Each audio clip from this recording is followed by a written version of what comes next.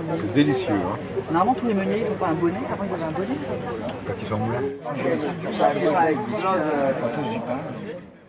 Donc des bonnes céréales, un bon moulin et le résultat est là.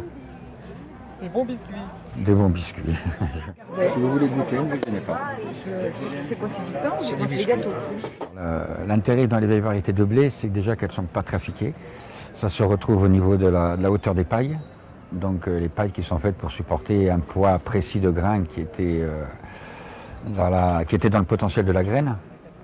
Donc ce sont des variétés qui se montent hautes. Ces farines, je les passe au moulin et j'ai deux solutions. Ou bien je tamise ou je ne tamise pas. Donc si je tamise, ça me fait de la farine semi-complète, équivalente, on va dire 80 T, 90 T100. Et si je ne tamise pas, c'est de la farine intégrale, donc T150. Donc on peut regarder là la différence entre les farines tamisées, donc semi-complètes, et les non tamisées, intégrales, avec les morceaux de son. Hein, on voit différentes couleurs, du blé tendre, du blé dur, de la touzelle. Donc j'ai 8 biscuits, 8 farines, mais comme je ne commercialise que 6 farines, je n'en ai que 6 en présentation.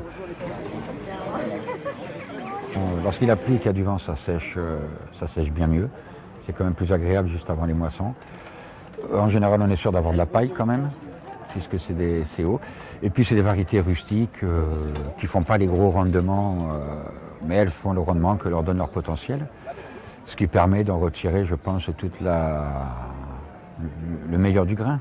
Au niveau des besoins en eau, ce sont soit sur la touzelle que j'ai et le rouge de Bordeaux, ce sont des variétés par rapport ici plutôt tardives.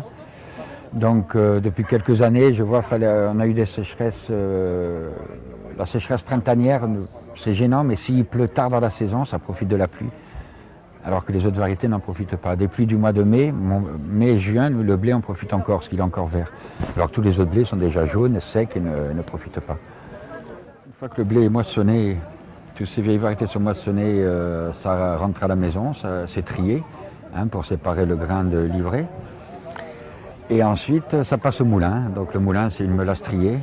Ce sont des moulins fabriqués dans le Tarn par les frères Astrier. Donc le granit, du granit de l'Escandorgue, hein, on reste toujours dans le local, dans le régional. Alors les biscuits, ben voilà, autant vous avez pu voir les différentes couleurs. Donc voilà les différentes couleurs du rendu des farines. En sachant que la recette du biscuit, c'est un sablé de base tout simple, hein, farine, beurre, œuf, sucre. J'ai rien inventé, juste j'échange les farines. Donc des bonnes céréales, un bon moulin et le résultat est là. Il plante son blé, il mousse son blé et puis il fait ses biscuits. Étonnant, hein? Ben un peu, oui. Donc c'est le dernier paquet que j'ai, là j'ai plus d'étiquette, hein, mais ça le fait quand même. C'est semi-complète, ouais. Voilà, 2 €. Merci.